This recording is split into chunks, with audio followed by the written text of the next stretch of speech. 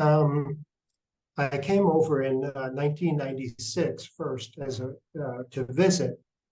We had some Vincentians over here working. They were working in the seminary. At that time, they were friends of mine. I knew them well, and I had lived with them. I admired them for coming to, a foreign country and, picking up the culture and some of the language. At that time, they were asking me, is there something you can come here and give some hope to these young men, street boys? Yeah. So I thought about it. I had to work. I was working in St. Louis at the time.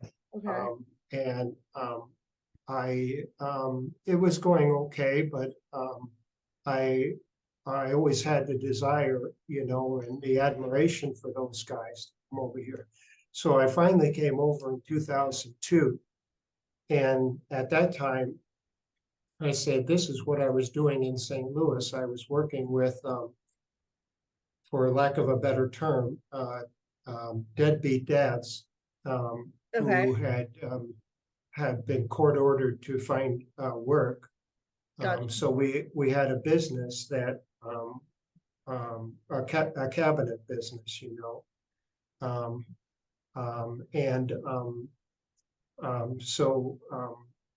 I decided to come over here. I had some success and some very difficult times there, but I decided to come over here, and that was 2002. When I first came over in 2002, I worked with the Salesian Fathers and Brothers. They had a technical school. And I thought, okay, well, I know carpentry in the United States, but it's a lot different here. And so I worked with them for 6 months, but the intention was we would always start our own program here. So then I taught second-year carpenters there, and I learned a lot about how things worked in Kenya. And then we started our own program, and at first we had 3. It was going to be a 2-year program, but the first year we only had 3. We only had a very small workshop, but we had work right away because at that time our community was building a novitiate building here, and they needed furniture. The Daughters of Charity, our sister group, they bought land here, and they were building a house. So they were very interested too, that they could get furniture just, next door. Yeah. So that's how we started. And then we added 3 more the next year. And the first 3 were the first ones to graduate and take the national trade test in carpentry. From there, it sort of grew. We didn't have much of an area, so we put lean-tos up, and we stored our weather is good here all the time, so you can work outside. We managed, we got by.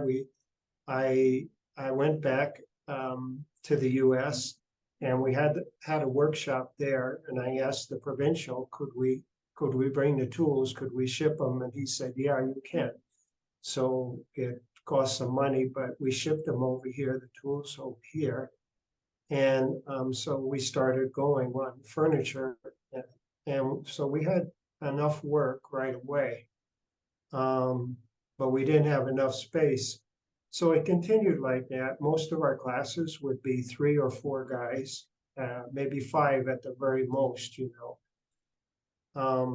and we employed some of them because the object was the training, so that these guys, who didn't have an education, they'd have a chance to get a job as carpenters.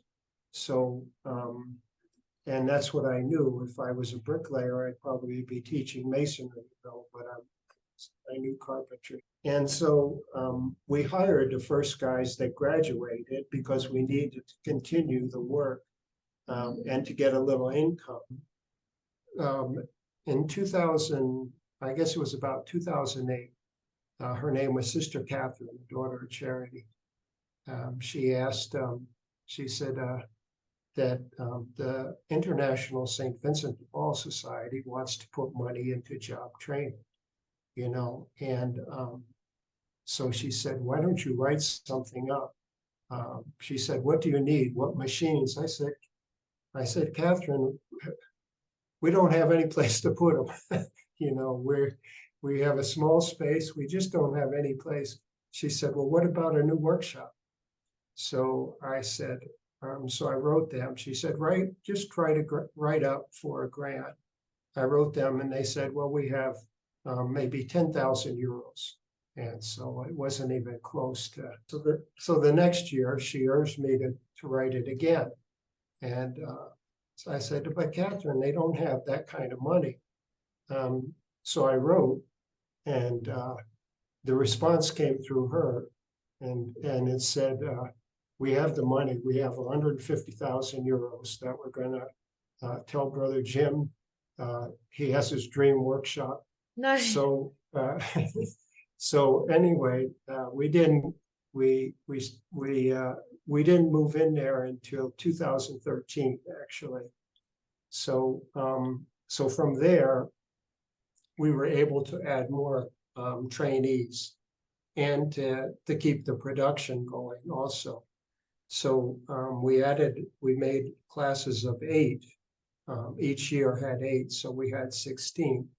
And then we had production work also, which gave us income, but it also helps in the training because you're placed into a situation where you have to make a product for somebody that has to be acceptable. It has to be what they want, you know, and it gave us some income. Became better known. Many of the congregations, you know, this area is called the Little Vatican. So many of I didn't know that. Okay, yeah, because there's many seminaries. There's religious communities here.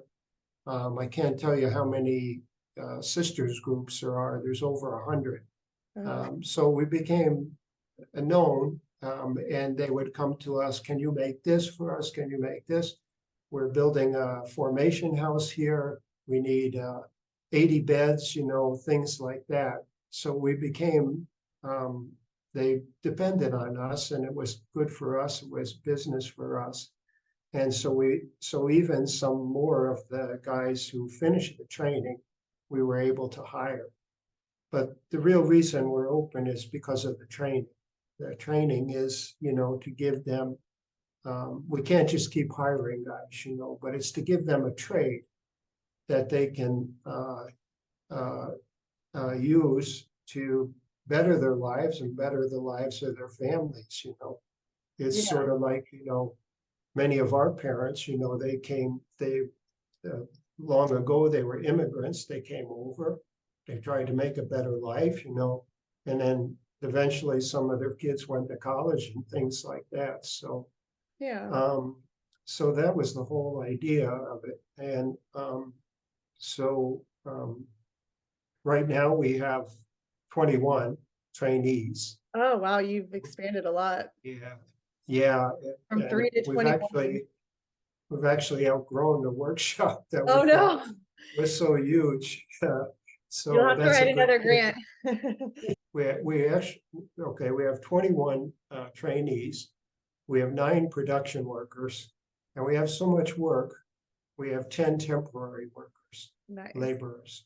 That's amazing. And they're all former trainees, so they know the system. The production workers get paid more. 2 of them are teachers now. We divided the 2-year training to have each have its own teacher, and they're both Kenyans now. So I haven't taught for a long time.